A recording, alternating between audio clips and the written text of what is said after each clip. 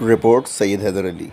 Young youth Pakistan के सदर ने नाज़िमाबाद में एक अज़ीम-ओ-शान दफ्तर का इफ्तिताह किया। इस पुरवकार इफ्तिताही तकरीब के मौके पर यंग यूथ के सदर Shiraz Abbasi, general secretary Daniyal, information secretary Asif Khan, joint secretary Arsalan, secretary Nasir समेत तमाम कारकुनान ने शिरकत की।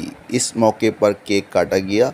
इस मौके पर यंग यूथ के सदर शिराज अब्बासी ने तमाम यंग यूथ को इस यूथ में शरीक होने की दावत दी ताकि मुल्क की तरक्की के लिए मिलजुल कर काम करते हुए इसे पूरी दुनिया में एक मिसाली मुल्क बना सकें।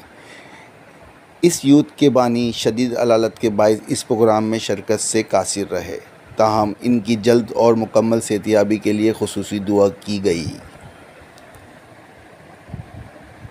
हमने पाकिस्तान यंग यूथ की जो ऑफिस है नाज़िमाबाद में हमने इफ्तिताह की है और तमाम साथियों ने उसमें हिस्सा लिया है।